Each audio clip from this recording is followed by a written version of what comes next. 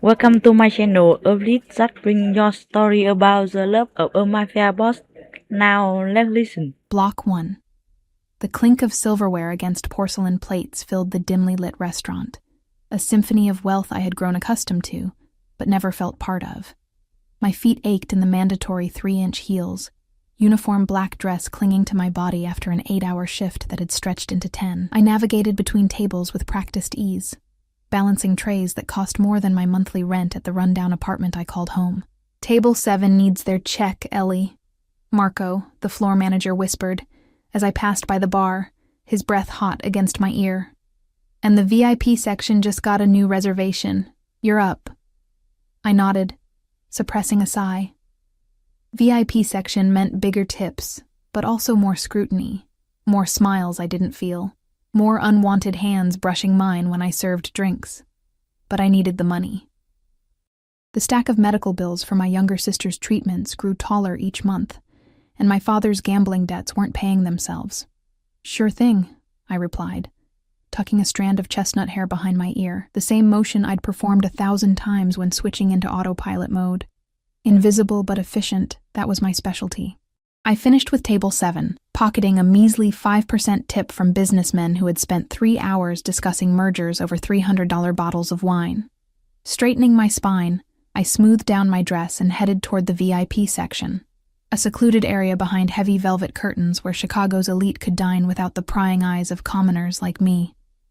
The moment I pushed aside the curtain, the atmosphere shifted. The air felt heavier, charged with something I couldn't name but instantly recognized as danger. 4 men occupied the largest table, but only one commanded attention. He sat with his back to the wall, facing the entrance, a position I'd noticed powerful men always chose. Dark eyes surveyed the room with calculated indifference, his fingers drumming a slow, deliberate rhythm on the white tablecloth. He wasn't particularly large, but something about his presence made the spacious room feel claustrophobic. His suit, charcoal gray and impeccably tailored, whispered of money that didn't need to announce itself. The 2 men flanking him wore similar suits, but remained utterly forgettable beside him. The 4th man, sitting across from them, fidgeted nervously with his napkin. I approached with the professional smile I'd perfected over years. "Good evening, gentlemen. Welcome to Salvatore's. My name is Ellie, and I'll be your server tonight." The nervous man glanced up briefly.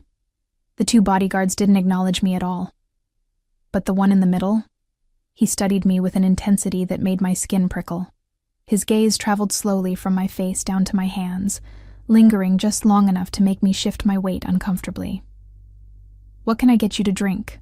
I asked, pulling out my notepad, ignoring the way my pulse quickened under his scrutiny. "The 1982 Lafitte," he said, his voice lower and softer than I expected. He didn't look at the wine list. Men like him never did. I nodded, writing it down though I didn't need to. A bottle worth more than 3 months of my salary. "Excellent choice. And for appetizers?" He waved his hand dismissively. "You choose.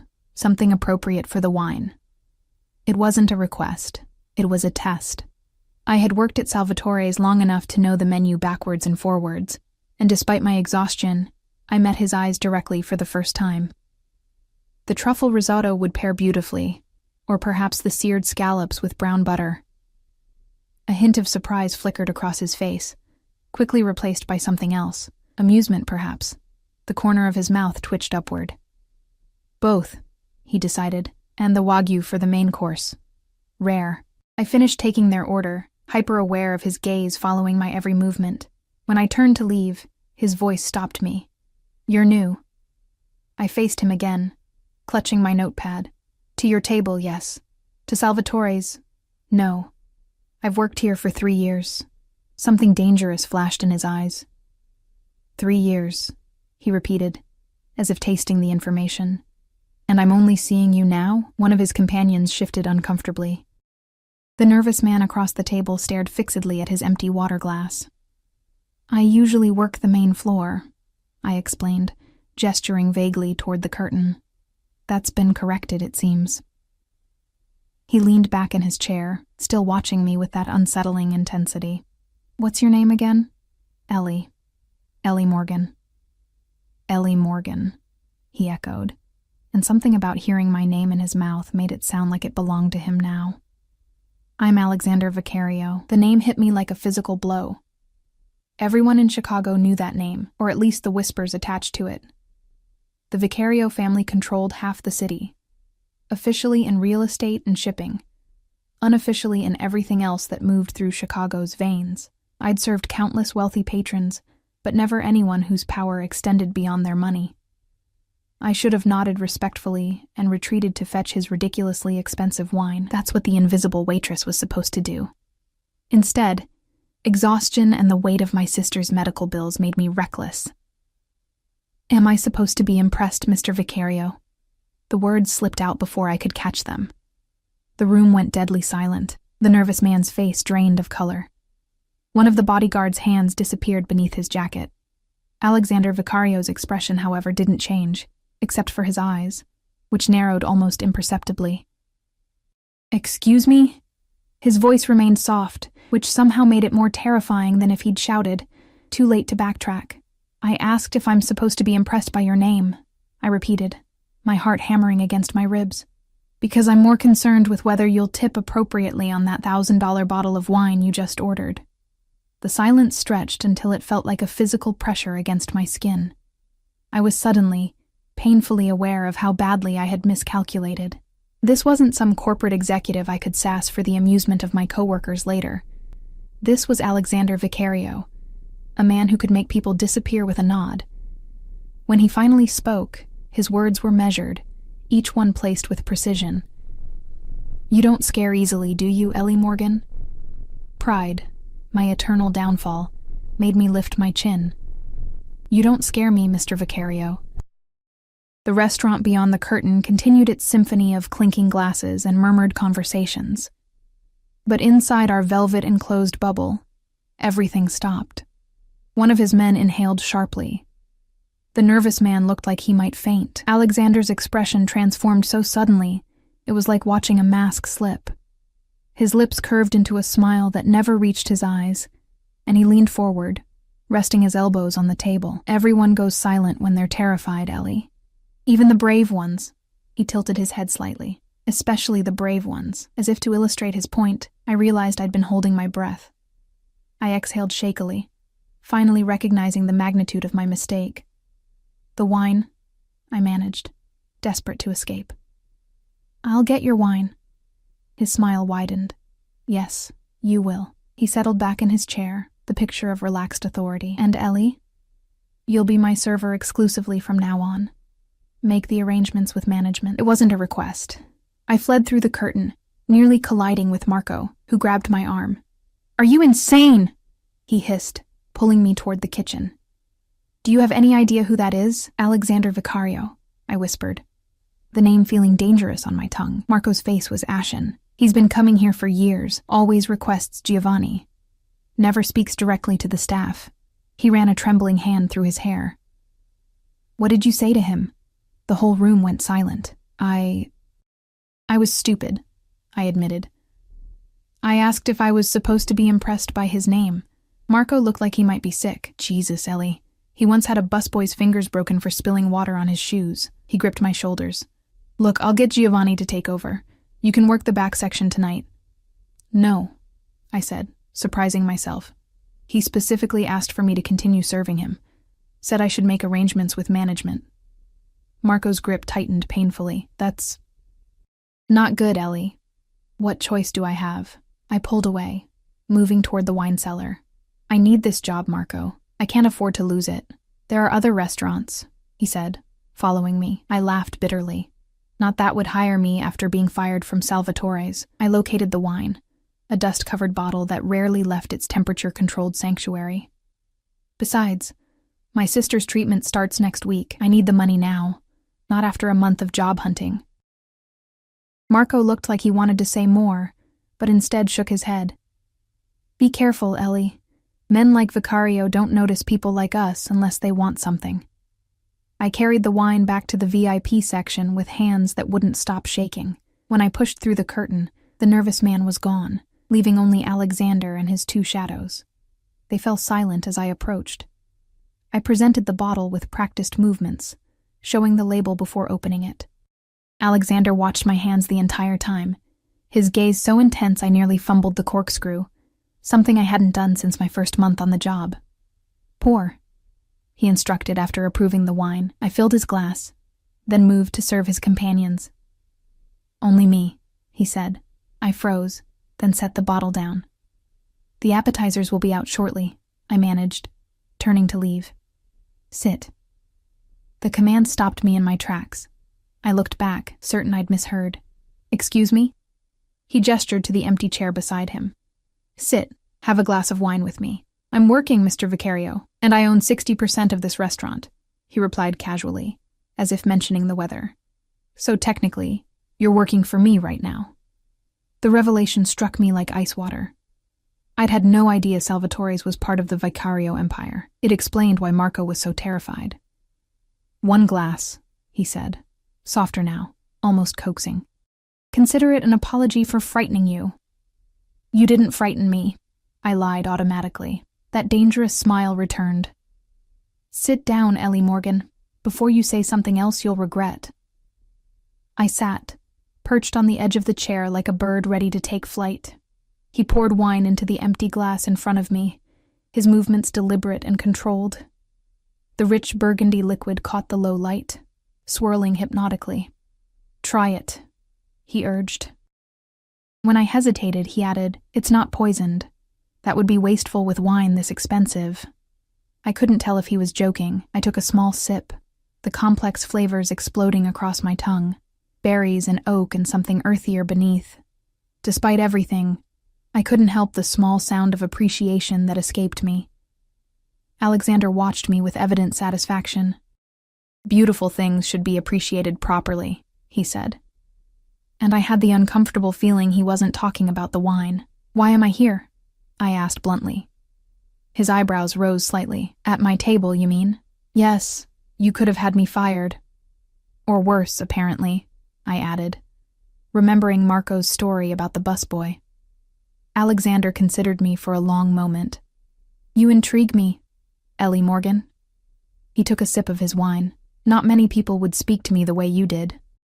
Certainly none who know who I am. It was a mistake, I said quickly. I was tired and... No, he cut me off. It wasn't a mistake. It was honest, refreshingly so.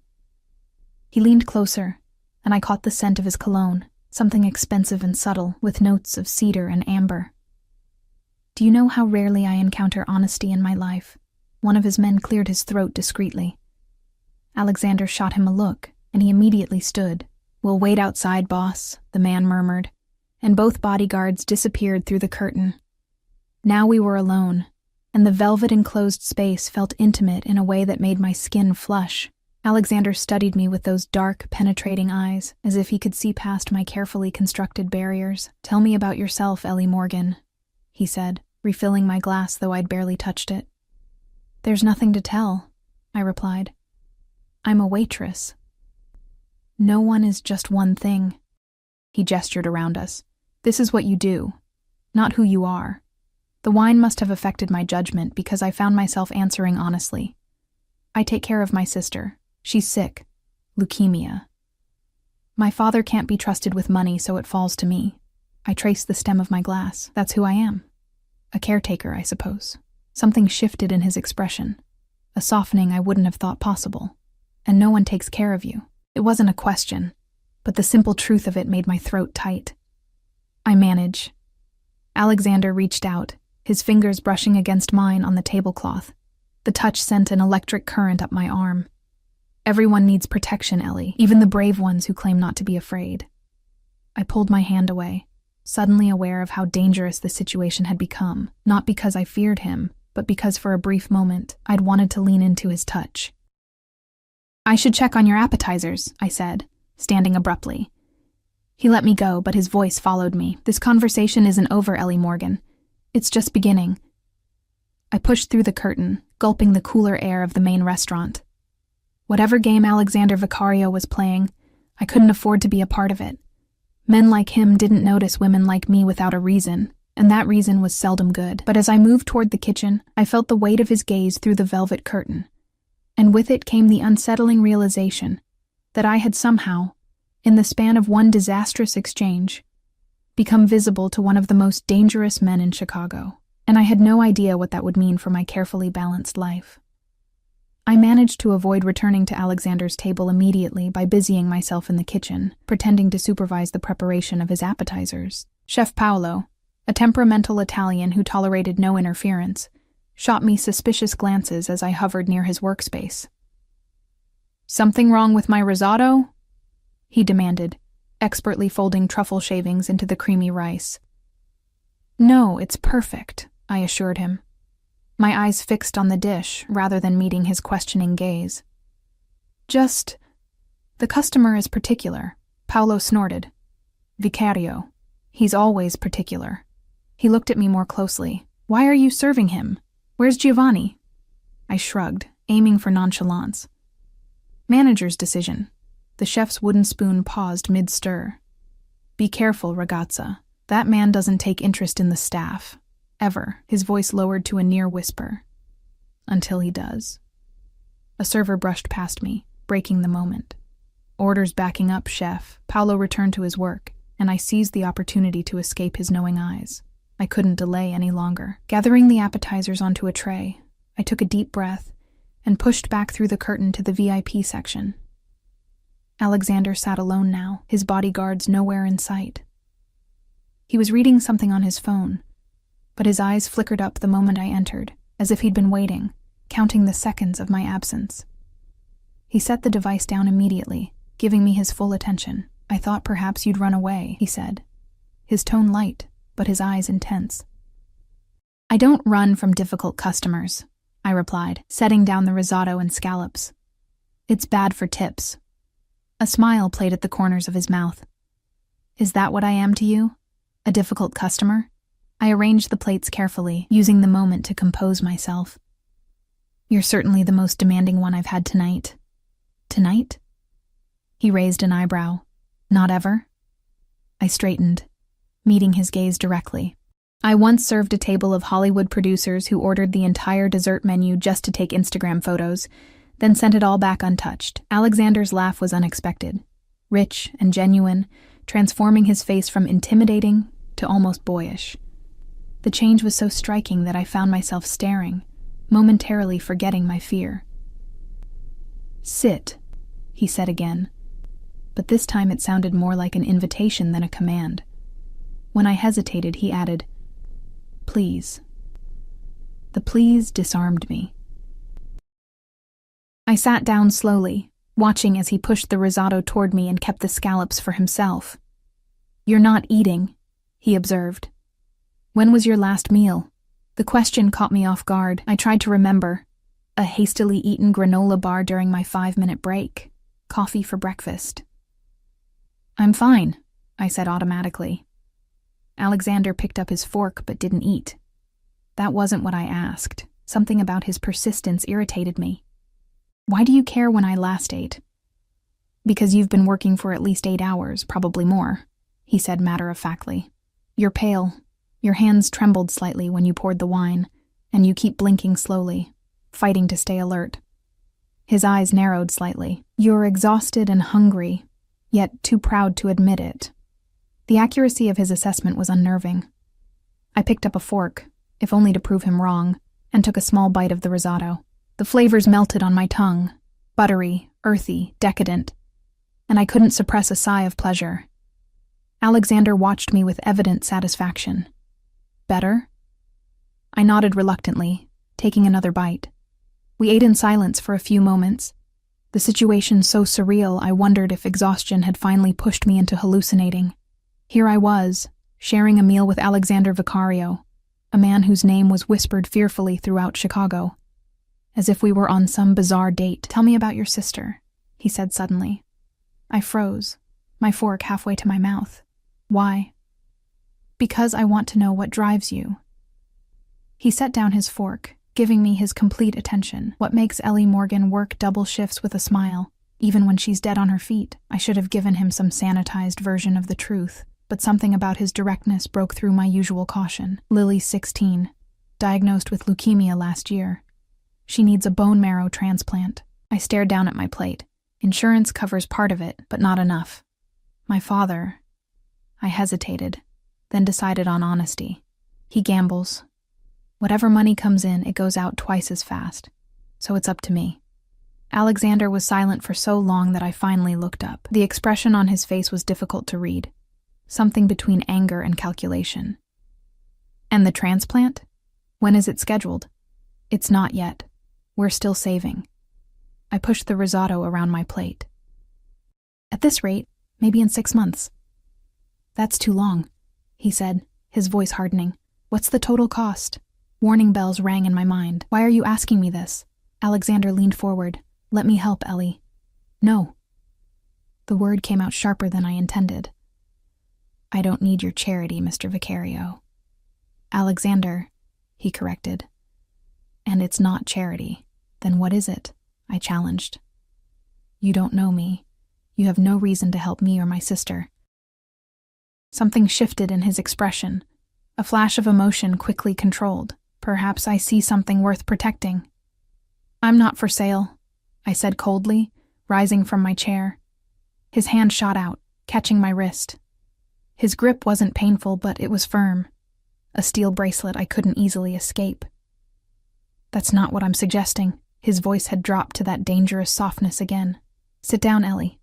Please. The please again. It sounded strange coming from him, a word I suspected he rarely used. I sank back into my chair, hyper-aware of his fingers still wrapped around my wrist, his thumb resting against my pulse point. I apologize if I offended you, he said, releasing me slowly, as if reluctant to break the contact. I'm not accustomed to resistance. I rubbed my wrist, though he hadn't hurt me. I'm not accustomed to mafia bosses taking an interest in my personal problems. He smiled slightly. So you do know who I am. Everyone knows the Vicario name. And yet you spoke to me as if I were any other customer. He studied me with renewed interest. That's either incredibly brave or incredibly foolish. Probably the latter, I admitted. Look, I should check on your main course. Alexander shook his head. My men will see to it that we're not disturbed. As if on cue, one of his bodyguards appeared with the wagyu, setting it down before disappearing again. You're off duty now, Ellie Morgan. For the rest of the evening, you're my guest. My heart raced. I can't just stop working. I need this job. Your job is secure, he said dismissively, as is your income. He cut into the perfectly seared steak. Now tell me more about yourself. What do you do when you're not here or caring for your sister? The question caught me off guard. What did I do? I couldn't remember the last time I'd had free time. I read, I said finally. When I can stay awake long enough, mysteries mostly. Seeking solutions, he observed. Fitting. What about you? I asked, immediately regretting the question. People probably didn't ask Alexander Vicario about his hobbies, but he seemed pleased by my interest. I collect things, he said, watching me over the rim of his wineglass. Rare books, art, exceptional people. The way he looked at me when he said exceptional people made my skin flush hot. And which category do I fall into, mister? Vicario? Alexander. He corrected again. And I haven't decided yet. His eyes never left mine. But you've certainly captured my attention. I should have been terrified. Instead, I felt a dangerous thrill, like standing at the edge of a precipice. Why? He considered the question seriously. In my world, Ellie, people either fear me or want something from me. Sometimes both. He set down his glass. You did neither. You looked me in the eye and challenged me. Do you know how rare that is? Maybe you need to meet more servers working double shifts, I suggested. We tend to lose our filter after hour 12. He laughed again, that same genuine sound that transformed his face. Perhaps, but I think it's more than exhaustion. He leaned closer. I think you're naturally fearless. I'm not, I admitted. I'm terrified most of the time, about my sister, about money, about the future. Yet here you are, having dinner with the man everyone else in this restaurant is afraid to look at directly. He had a point. Why wasn't I more afraid? Maybe I was too tired to access the proper amount of fear. Or maybe, a small voice whispered in my mind, You're drawn to him. The thought was so disturbing I pushed back my chair. I should go. My shift technically ended 20 minutes ago. Alexander's expression darkened. Do you have someone waiting for you? The possessive note in his voice should have alarmed me. Instead, it sent another inappropriate thrill through my body. Just my sister. She'll be wondering where I am. He studied me for a moment, then nodded once. My driver will take you home. That's not necessary. It's not a request, Ellie. His tone brooked no argument. It's nearly midnight. I won't have you taking public transportation at this hour. Before I could protest further, he pulled out his phone and sent a quick text. Anthony will meet you at the back entrance. He's discreet. The implication that I might want discretion made me frown. I have nothing to hide. Alexander's lips curved into that dangerous half-smile. Everyone has something to hide, Ellie. Some of us are just better at it than others. He reached into his jacket and withdrew a business card, offering it to me.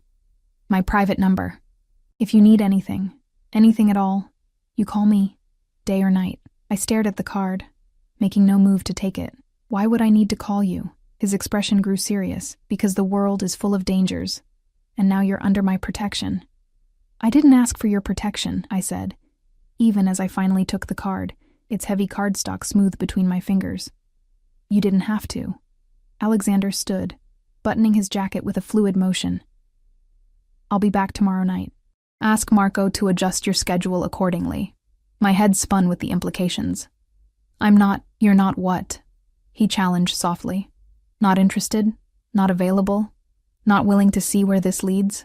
He stepped closer, his scent enveloping me. Cedar, amber, and something uniquely him. Tell me to leave you alone, Ellie Morgan. Tell me you never want to see me again, and I'll walk away now. I opened my mouth, knowing what I should say, what any sane person would say when a notorious criminal offered his protection. But the words wouldn't come. Instead, I found myself standing mutely, my body betraying me with its silence. Alexander's smile was victorious. As I thought. He brushed his fingers against my cheek, a touch so light it might have been imagined. Sweet dreams, Ellie. I'll see you tomorrow. He left without waiting for a response, leaving me alone in the VIP section with an empty wine bottle worth more than my car, and the unsettling realization that I was already in far too deep. The black SUV pulled up to my apartment building just before 1 a.m. Anthony, Alexander's driver, hadn't spoken a word during the entire ride except to ask for my address. His silence had given me too much time to think, to question the surreal evening and my own baffling reactions to a man I should have run from. Miss Morgan, Anthony said, breaking his silence as he pulled to a stop. The boss wanted me to give you this. He handed back a thick envelope. I stared at it suspiciously. What is this? Not for me to say, miss. His face remained impassive in the rearview mirror. But he was clear you were to take it. I accepted the envelope reluctantly, its weight substantial in my hands. Thank you for the ride. Anthony nodded once. I'll wait until you're safely inside. The concern for my safety would have seemed thoughtful if it hadn't felt so much like surveillance. I climbed out of the SUV, feeling the driver's eyes on me as I unlocked the front door of my building. A shabby 3-story walk-up that had seen better days several decades ago. Only when I was inside the dimly lit hallway did I hear the SUV pull away. I trudged up the stairs, my body finally registering the full extent of my exhaustion now that the strange adrenaline of the evening had worn off. The envelope grew heavier with each step, like a stone in my hand. I unlocked our apartment door as quietly as possible, not wanting to wake Lily if she'd managed to fall asleep. The small living room was dark except for the blue glow of the television, its volume turned low. On the pull-out couch that served as my bed, Lily was curled under a blanket, her thin frame barely making a dent in the cushions. Ellie, she called softly. Is that you? It's me, Lil. I set down my bag and the mysterious envelope on the kitchen counter. Why are you still up? It's late. Lily pushed herself into a sitting position, and my heart clenched at how much effort it seemed to take. At 16, she should have been vibrant, full of life. Instead, the leukemia had hollowed her out, leaving behind a ghost of the spirited girl she once was. Her once thick brown hair had thinned dramatically from the chemotherapy, and the dark circles under her eyes made her look decades older. Couldn't sleep, she said, attempting a smile. How was work? You're later than usual. I busied myself getting a glass of water, avoiding her perceptive gaze. It was interesting. Got assigned to the VIP section. Ooh, big spenders? Lily perked up. Better tips? I thought of Alexander Vicario, of his expensive wine and dangerous eyes. Something like that. I brought her a pill in the water. Time for your meds. She grimaced but took the pill obediently. Dad called. My back stiffened. What did he want? Same as always. Money. Lily picked at a loose thread on the blanket. He said he's got a sure thing this time. Just needs a small loan. Right, I said, unable to keep the bitterness from my voice. Just like the last sure thing that was supposed to pay for your treatment. I sat beside her, taking her cold hand in mine. Did he at least ask how you were feeling? The slight shake of her head was all the answer I needed. My father had checked out emotionally after my mother died 5 years ago, turning to gambling as his escape. When Lily's diagnosis came, he'd disappeared for weeks, returning only to ask for money for his latest scheme. I'm sorry, Lil. I squeezed her hand. You deserve better than this. We both do, she said.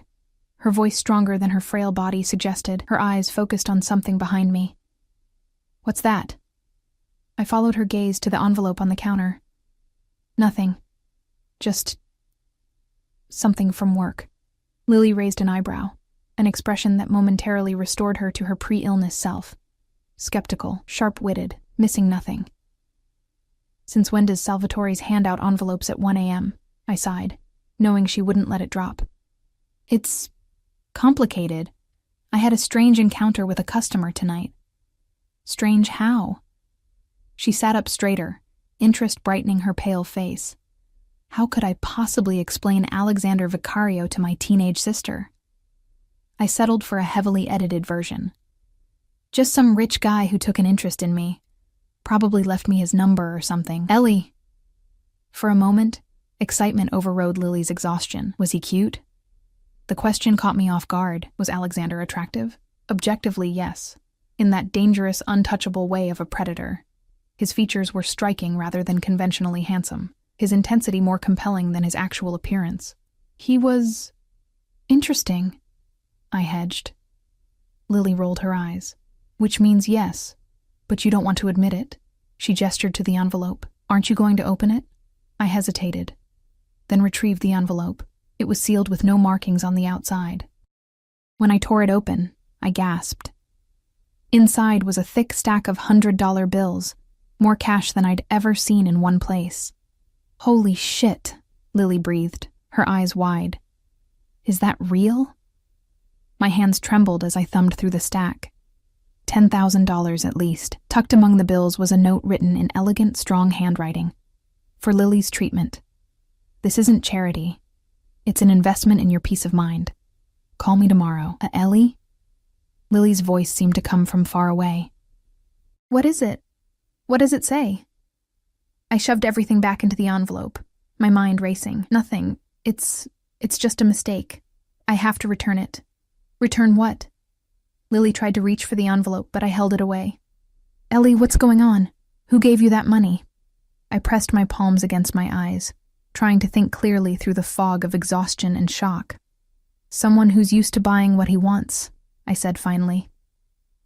And what does he want? Lily asked, her voice small. That was the question, wasn't it? What did Alexander Vicario want from me? Protection, he'd said. But protection from what? And at what cost? I don't know, I admitted, but I can't keep this. Lily's face fell. Is it enough for my treatment? The hope in her voice broke something inside me. Here was my sister, battling for her life, while I wrestled with my pride. The transplant she needed couldn't wait 6 more months. Her body was growing weaker by the day. It's dirty money, Lil, I said softly. We don't know where it came from. Does it matter? Lily challenged, a spark of her old fire returning. If it could save my life? I had no answer for her. Instead, I tucked the envelope into my bag, out of sight. Let's get some sleep. I'll figure it out tomorrow. Lily didn't argue, her brief surge of energy already fading. I helped her back to her bedroom, the only proper bedroom in our tiny apartment, and tucked her in like I used to when she was small. Love you, weirdo, I whispered. Our childhood goodnight ritual. Love you too, freak, she murmured back, her eyes already closing. I returned to the living room and unfolded my sofa bed, my body aching for rest, but my mind spinning too fast for sleep. Alexander's card seemed to burn through my bag. I pulled it out, running my finger over the embossed lettering. Just his name and a phone number, no company or title, because everyone already knew who he was. I should call the police, or at least return the money tomorrow with a firm message to leave me alone. That's what a sensible person would do when a known criminal started showing an interest in them. But Lily's question echoed in my mind. Does it matter where it came from if it could save my life? I fell into a fitful sleep, Alexander's dark eyes following me into my dreams. Morning came too soon, gray light filtering through the threadbare curtains. I had the late shift at Salvatore's, which meant I could drop Lily at her treatment before heading to work. As I made coffee, my phone buzzed with an unfamiliar number. Hello? I answered cautiously. Ellie. Alexander's voice was unmistakable, even through the phone. Did you sleep well? I glanced toward Lily's closed door, lowering my voice. How did you get my number? Does it matter? I could hear the smile in his voice. Did you receive my gift? It's not a gift I can accept, I said firmly. I'll return it tonight. A pause. Your sister's treatment can't wait, Ellie. Her next session is today, isn't it? At Chicago Memorial. Ice ran through my veins. How do you know that? I make it my business to know things, he said simply. Especially about people who interest me. This is crossing a line, I hissed. You can't just... I've arranged for Lily to see Dr. Levine today, he continued as if I hadn't spoken. He's the best oncologist in the Midwest. He'll oversee her transplant personally. My knees weakened, and I sank into a kitchen chair. Why are you doing this? Another pause, longer this time. Let's discuss it tonight. My driver will pick you up after your shift. Alexander, use the money, Ellie, he said, his voice softer now. For Lily. Whatever exists between us is separate from that. I give you my word. The line went dead before I could respond. I sat staring at my phone, torn between outrage at his presumption and a desperate, shameful relief. Dr. Levine was indeed the best, renowned for his groundbreaking treatments, with a waiting list months long, the kind of doctor we could never afford, never even dream of accessing. Who was that? Lily asked from her doorway, startling me. I plastered on a smile. Just work. Confirming my shift. I held up the coffee pot. Want some? She nodded, shuffling to the table. Did you figure out what to do about the money? I busied myself pouring her coffee, avoiding her eyes. Not yet. You're going to return it, aren't you? She added too much sugar to her cup, one of the few tastes she could still enjoy. Because you're too proud. It's not about pride, Lil, I argued, though part of me knew she was right. It's about not getting involved with dangerous people. Is he dangerous? She asked, suddenly interested. The guy who gave it to you? I thought about how to answer. Yes, I said finally. He's the kind of man people cross the street to avoid. But not you, Lily observed shrewdly. You don't seem afraid of him. I should be, I admitted. Any sane person would be. Lily sipped her coffee, watching me over the rim. Sometimes I think you want a little danger, Ellie. You've been taking care of everyone else for so long. Maybe part of you wants someone to shake things up. Her insight was disturbing. Was that it? Was I secretly craving something to break the monotony of my careful, responsible life? We should get ready, I said, changing the subject. Your appointment is at 10. Lily finished her coffee and disappeared into the bathroom. I pulled out my phone again, staring at Alexander's number. Against my better judgment, I sent a text. I'll meet with you tonight, but I make no promises about anything else. His response was immediate. I never expected promises, Ellie. Only possibilities. The word lingered in my mind as I helped Lily get dressed. Possibilities. When was the last time my life had contained those? For years, I'd been focused solely on survival, mine and Lily's. One day at a time, one bill at a time, one crisis at a time. And now Alexander Vicario had burst into my carefully controlled existence, offering something I hadn't dared to imagine. Options. Choices beyond the next meal, the next shift, the next medical bill. The knowledge that I was actually considering his offer terrified me more than the man himself. When we arrived at the hospital, I was shocked to find a private nurse waiting for us in the lobby. "Miss Morgan?" She greeted us professionally. "I'm Nurse Chen. Dr. Levine is expecting you and Lily." Lily shot me a confused look. "Dr. Levine? Isn't Dr. Patterson my doctor?" I swallowed hard. "Let's just see what he has to say, okay?" As we followed Nurse Chen to an elevator that required a key card, I felt as though I'd already made my decision without ever speaking it aloud. I had accepted Alexander's help, and whatever consequences came with it. The question now was, what would he expect in return? Dr. Levine was nothing like I'd imagined. I had expected an imperious older man, the type who'd accumulated enough prestige to have patients waiting months for 5 minutes of his time. Instead, he was surprisingly young, early 40s at most, with kind eyes behind wire-rimmed glasses and a gentle manner that immediately put Lily at ease. "Miss Morgan?" He greeted me with a firm handshake before turning to my sister. "And you must be Lily. I've reviewed your file extensively." The private consultation room was nicer than any medical space I'd ever been in, more like a comfortable office than a sterile examination room. No plastic chairs or fluorescent lighting, just soft furnishings and discreet medical equipment. "I don't understand," I said, struggling to maintain my composure. "We've been seeing Dr. Patterson. We were never referred to you." Dr. Levine nodded, his expression carefully neutral. "Let's just say a mutual friend thought I might offer some additional perspectives on Lily's case." He glanced at his tablet.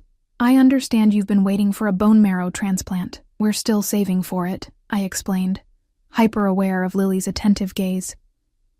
"Insurance only covers part. That's been taken care of," Dr. Levine interrupted smoothly.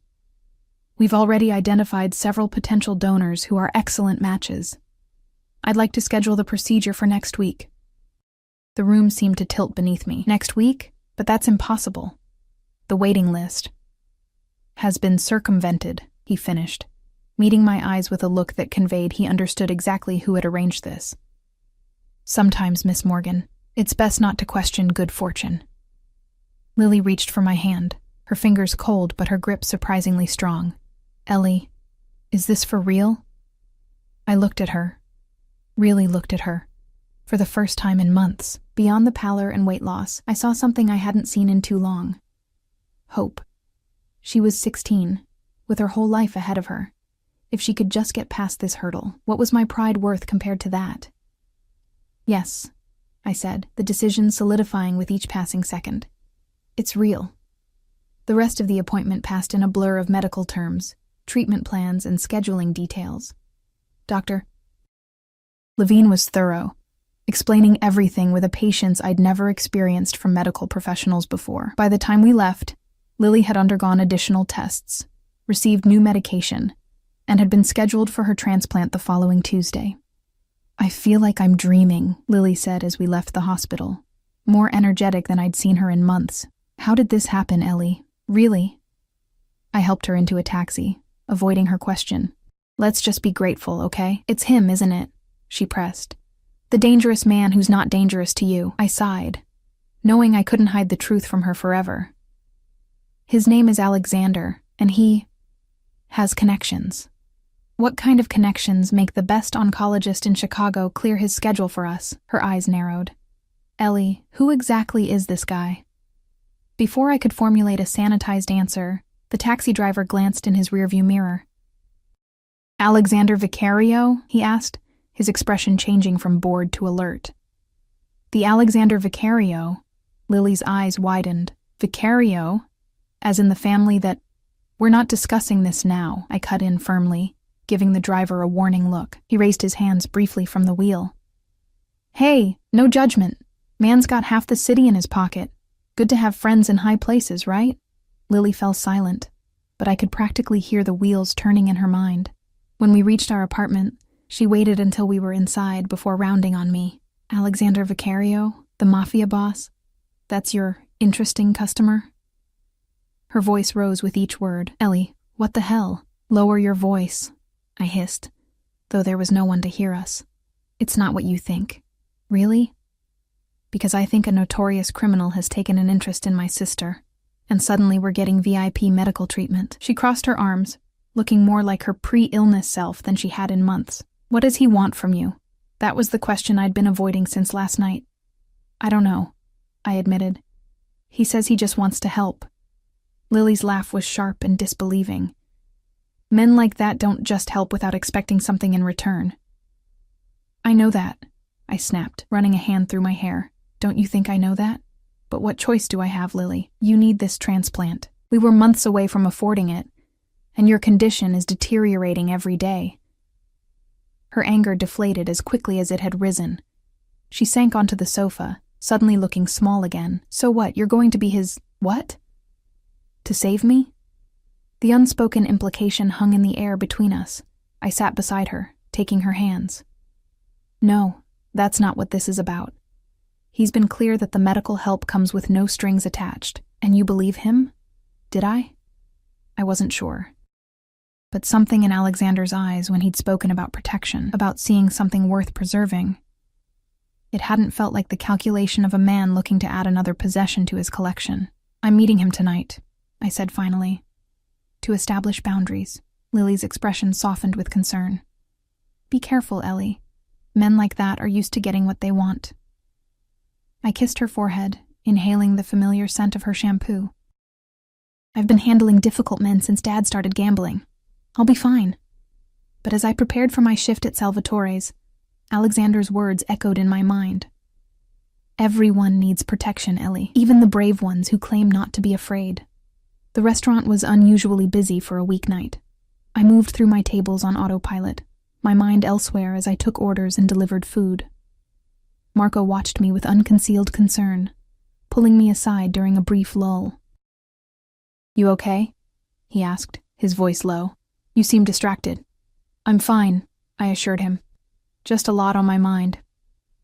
He glanced around nervously before leaning closer. Vicario called earlier, said you're to be relieved at 9, not 11. My stomach tightened. Marco, I need the hours. I can't… Trust me, he interrupted. You don't want to argue with him about this. He was… insistent. Marco squeezed my shoulder sympathetically. Look, whatever's happening, just be smart, okay? Men like him see people as commodities. I nodded, not trusting myself to speak. The rest of my shift passed too quickly, and at precisely 9 o'clock, Marco appeared to take over my section. His car is waiting at the back, he said, not meeting my eyes. I changed out of my uniform in the cramped employee bathroom, studying my reflection in the spotted mirror. Dark circles shadowed my eyes, and my skin looked pale despite my attempts with makeup. I released my hair from its functional bun, letting it fall in waves around my shoulders. The gesture felt significant somehow, a deliberate choice to present myself differently than the invisible waitress Alexander had first encountered. Anthony was waiting by the same black SUV, opening the door without a word when he saw me approach. I slid into the back seat, half expecting to find Alexander there. Instead, I was alone. The privacy partition between me and the driver, already raised. We drove for about 20 minutes, leaving the familiar grid of downtown Chicago behind for the affluent lakeside neighborhoods. The SUV eventually pulled up to a modern glass and steel building overlooking Lake Michigan, the kind of luxury high-rise I usually only saw from a distance. Mr. Vicario is waiting for you on the penthouse level, Anthony informed me, breaking his customary silence. The elevator requires a key card. He handed me a sleek black card. He said to tell you that you're free to leave at any time. Just call down and I'll bring you home.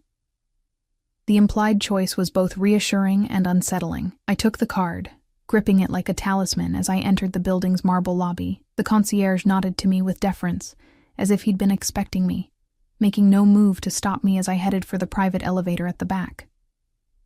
The card unlocked the elevator, which began its smooth ascent without me pressing any buttons. My heart raced as the numbers climbed higher, until finally, the doors opened directly into a spectacular penthouse apartment. Floor-to-ceiling windows showcased a breathtaking panorama of the Chicago skyline and the dark expanse of Lake Michigan beyond. The space was minimalist, but luxurious, all clean lines, expensive materials, and carefully curated art. Not at all the ostentatious display of wealth I might have expected. Ellie. I turned toward Alexander's voice. He stood by a wall of windows, silhouetted against the glittering city lights. He'd exchanged his business suit for dark jeans and a simple black shirt that somehow looked more expensive than formal wear. In this setting, away from the restaurant, he seemed both more relaxed and more powerful, a predator in his natural habitat. "Your sister saw Dr. Levine today," he said. Not a question, but a statement. I nodded, finding my voice. "The transplant is scheduled for Tuesday." Alexander smiled, satisfaction evident in his expression. "He's the best. Lily will receive excellent care. Why?" The question burst from me, all my carefully prepared speeches forgotten. "Why are you doing this? What do you want from me?" He moved toward me slowly, like someone approaching a skittish animal. "Would you like a drink first?" "No. I want answers." Alexander gestured to a sleek leather sofa. "Then let's sit, and I'll explain exactly what I want from you, Ellie Morgan." I perched on the edge of the sofa, my body tense as he sat beside me, close, but not touching. The scent of his cologne enveloped me again, now familiar in a way that was both comforting and alarming. "From the moment you looked me in the eye and told me I didn't scare you," he began, his voice low and intense, "I knew you were different, rare." I met his gaze steadily, determined not to show weakness. "That doesn't answer my question, doesn't it?" He leaned closer. "What I want, Ellie, is you, not as a possession or a conquest, but as something far more valuable." His eyes held mine, dark and unreadable. "A partner." The word hung between us, loaded with implications I couldn't fully comprehend. A partner in what exactly? Alexander's smile was enigmatic, with a hint of danger that made my pulse quicken despite myself. "In everything." "In everything?" I repeated, the vague answer frustrating me. "That's not an explanation, Alexander. That's an evasion." Something like admiration flickered in his eyes. "Most people don't press me for clarity." "I'm not most people," I countered. "And if you're asking me to be your partner, whatever that means, I deserve specifics." Alexander studied me for a long moment, then rose from the sofa and moved to a cabinet across the room. He poured 2 glasses of amber liquid, returning to offer me one despite my earlier refusal. This time I accepted it, needing something to steady my nerves. "Let me tell you a story, Ellie," he said, settling back beside me. "About a boy who grew up watching his father build an empire through fear, who learned that power meant everyone around you was either an enemy or a servant." He swirled his drink, his gaze distant. "This boy promised himself he would find a different way, that when his time came, he would lead with something stronger than fear." "And did he?" I asked softly, drawn into the narrative despite myself. Alexander's smile was tinged with bitterness. He tried. When his father died and he took control at 25, he began changing things, moving into legitimate businesses, creating a foundation that actually helped people, not just laundered money. He took a sip of his drink, but the old guards, his father's men, they saw this as weakness. 3 months after he took over, they tried to kill him. I gasped involuntarily, my eyes drawn to a small, barely noticeable scar at his temple, just below his hairline. "They failed, obviously," he continued, touching the scar briefly. "And he learned a difficult lesson. Change must come slowly in our world. Too fast, and you don't live to see it happen at all." "So you've been playing a long game," I surmised, beginning to understand. He nodded. "For 8 years now. Maintaining enough of the old ways to keep my position secure, while gradually steering the Vicario empire toward legitimacy." His eyes locked with mine. "But it's a delicate balance. The men around me, they watch for any sign of weakness, any vulnerability they can exploit." "What does this have to do with me?" I asked, though I was starting to see the connection. Alexander set his glass down and turned fully toward me, his expression more open than I'd yet seen it. "In my world, Ellie, relationships are transactional. Marriages are alliances. Children are heirs. Love is a luxury few can afford, and a vulnerability none can risk showing." My heart quickened at the word love, though he'd used it abstractly. "And yet here you are, Arranging specialized medical care for a waitress's sister after one conversation. That doesn't seem very strategic. It's precisely strategic, he countered. But not in the way you think. He leaned closer, his voice dropping. Do you know what I saw when you looked me in the eye and told me I didn't scare you?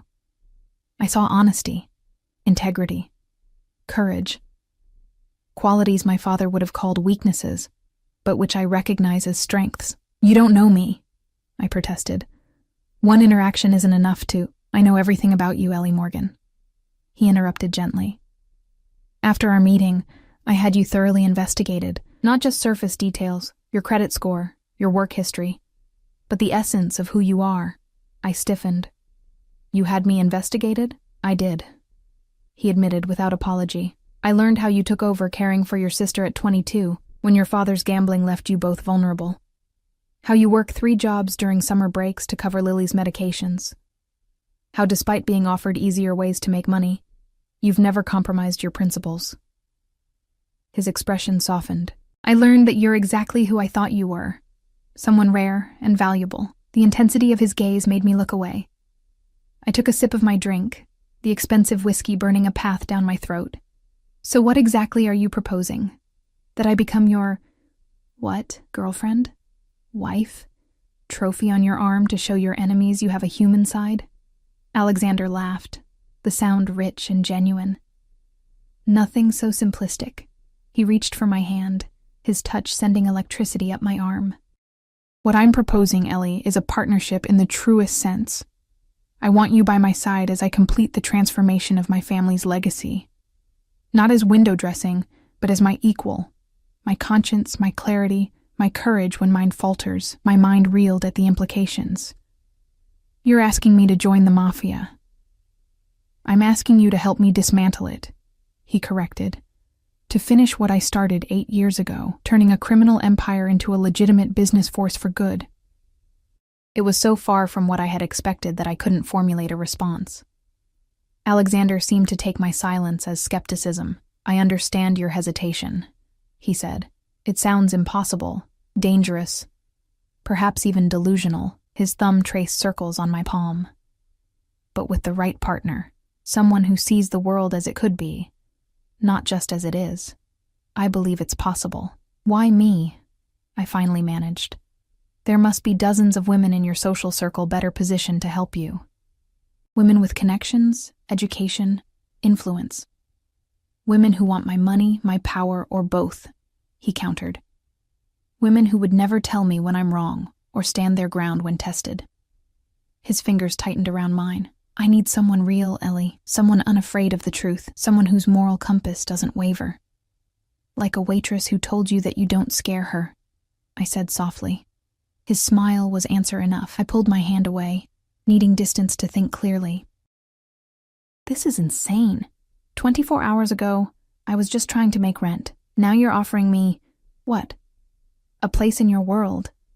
Access to your resources? Protection for Lily and myself? All of that, he confirmed. But I'm also asking for something in return. Something far more valuable than your companionship, though I want that too. His expression grew serious. I'm asking for your trust, Ellie, and your commitment to seeing this through, no matter how difficult it becomes. I stood, needing to move, to breathe. I walked to the wall of windows, gazing out at the city spread below. A city partially controlled by the man sitting behind me. From this height, Chicago looked like a collection of lights and shadows, beautiful but distant. Was that how Alexander saw the world? As something to be admired from afar, controlled but never truly connected to. What happens to Lily's treatment if I say no? I asked, my back still to him. I heard him rise, felt his presence behind me, though he didn't touch me. Nothing changes. The arrangements are made, the expenses covered. That was never conditional. Relief flooded through me, followed quickly by confusion. Then why would I say yes, if you're already giving me what I need most? Alexander moved to stand beside me, his reflection visible in the glass. Because I'm offering you something beyond security, Ellie. I'm offering you purpose, impact, the chance to help reshape a system that's caused immeasurable harm. His voice lowered. And yes, I'm offering you myself, flawed as I am. I turned to face him, studying the lines of his face, the sharp jawline, the intensity in his dark eyes, the small scar that told a story of survival. Was I actually considering this insane proposal? Stepping into a world of danger and power, of luxury and shadows? I need time, I said finally. This is overwhelming. Of course, he agreed readily. Take all the time you need. And I have conditions, I continued, surprising myself with my boldness. If, and it's a big if, I agree to this partnership, it would be real, equal. I wouldn't be a figurehead or a pretty distraction. Alexander's eyes lit with something like triumph. I would expect nothing less. Lily comes first, I added. Her health, her future, they're non-negotiable priorities. Already arranged. The treatment is just the beginning. I've established a trust for her education, her future medical needs. Everything. He stepped closer. Anything else? I swallowed hard, gathering my courage. I need to know if there are threats against you. Against us, if I agree to this. You mentioned enemies earlier. I need the truth about what I'd be walking into. His expression darkened. There are always threats in my world, Ellie. I won't lie to you about that, but I have safeguards. Security. You and Lily would have protection around the clock. A gilded cage? I challenged. A necessary precaution, he countered. At least initially. In time, as we transform the organization, the dangers will diminish. I nodded slowly, processing. One last condition. Whatever exists between us, whatever attraction or connection we might feel, it develops naturally. I won't be pressured or rushed. Alexander's smile was unexpectedly gentle. Despite appearances, I'm a patient man, Ellie, especially for things of true value. He reached out, his fingers brushing a strand of hair from my face. Take the time you need. I'll be here when you decide. The light touch sent warmth coursing through me. Despite everything, the danger, the impossibility, the sheer madness of the situation, I felt drawn to him in a way I couldn't rationalize. Was it the power he represented, the security, or something more fundamental, the recognition of a kindred spirit beneath our vastly different circumstances? I should go, I said, stepping back from his touch. Lily will be waiting. Alexander nodded. Anthony will take you home. He moved to a desk and wrote something on a small card. This is the address of a private residence in Lincoln Park. More discreet than this building. Come there when you've made your decision, whether it's yes or no. I took the card, our fingers brushing in the exchange. And if it's no, what then? Then you and Lily continue your lives, with better medical care and financial security. No strings, no repercussions. His eyes held mine steadily. I told you this wasn't conditional, Ellie. I meant it. I studied his face, searching for deception and finding none. Either he was telling the truth, or he was a better liar than anyone I'd ever encountered. Perhaps both. I need to go, I repeated, moving toward the elevator. Alexander made no move to stop me, simply watching as I called the elevator with the key card. Ellie, he said as the doors opened, whatever you decide, thank you for seeing me, the real me. The doors closed before I could respond, leaving me alone with my thoughts as the elevator descended. My mind raced with possibilities, dangers, and the memory of Alexander's touch. By the time I reached the lobby, I had made my decision. 1 week later, the private garden behind the Lincoln Park mansion bloomed with early summer flowers, their scent filling the warm evening air. I stood on the stone patio, watching as Lily laughed with her new tutor, a kind-faced woman who specialized in helping students catch up after medical absences. She looks stronger already, Alexander said. Appearing silently beside me, he handed me a glass of iced tea, his fingers lingering against mine in the exchange. The doctors say her body is responding well to the transplant, I confirmed. Better than they expected.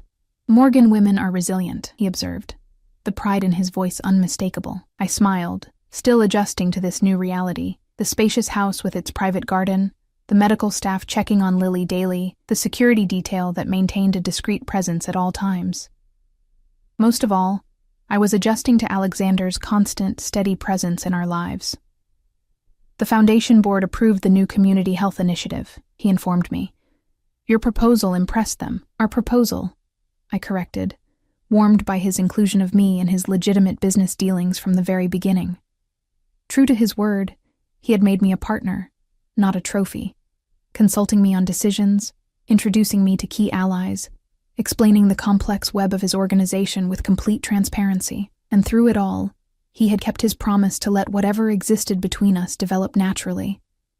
There had been no pressure, no expectations beyond my involvement in the foundation work and his ongoing plans to shift his empire toward legitimacy. But the attraction between us had only grown stronger with proximity. Each day, each conversation, each small touch had built a connection that was becoming increasingly difficult to ignore. The Castellano family has accepted our invitation to discuss the waterfront development, Alexander continued, his voice professional despite the way his eyes lingered on me. That's 3 of the 5 major families now willing to collaborate on legitimate ventures. Progress, I acknowledged, taking a sip of my tea. Slow, but steady. He turned to face me fully. Are you having second thoughts, Ellie? About any of this? I considered the question seriously. The past week had been a whirlwind of changes, from our move to the Lincoln Park house to my crash course in Alexander's business operations to the delicate dance of our personal relationship. There had been moments of doubt, certainly. Moments when the enormity of what I'd agreed to threatened to overwhelm me. But there had also been moments of surprising clarity. Watching Alexander negotiate with former rivals, seeing his vision for transformation take shape. Understanding the complex man behind the dangerous reputation. I had glimpsed possibilities I never could have imagined from my former life. No second thoughts, I said finally. Just adjustments. This world of yours is still new to me. Our world now, he corrected gently. His hand found mine on the stone balustrade, his touch warm and sure. Thank you for taking this leap of faith, Ellie. I turned my hand to intertwine my fingers with his, the gesture more intimate than any we had yet shared. Not faith, I said softly. Trust. There's a difference. His eyes darkened with emotion. May I? He asked, his gaze dropping to my lips. In answer, I stepped closer, eliminating the careful distance we'd maintained. His free hand came up to cup my cheek as he lowered his mouth to mine. The kiss was gentle at first, tentative, so at odds with the powerful man I'd come to know. But as I responded, it deepened into something more urgent, more honest, more revealing than words could have been. When we finally broke apart, I saw vulnerability in Alexander's eyes. Perhaps the first time he had truly let his guard down completely. I'm going to transform this empire, Ellie Morgan, he promised, his voice low and intense, with you beside me, into something worthy of the trust you've placed in me. As Lily's laughter floated across the garden and the Chicago skyline glittered in the distance, I realized that I had found something I never expected in Alexander Vicario's dangerous world. Not just security or purpose, but a place where both Lily and I could truly belong. We'll transform it together, I corrected, sealing the promise with another kiss as the sun set on my old life and rose on a future I never could have imagined, one where the waitress and the mafia boss rewrote their own rules.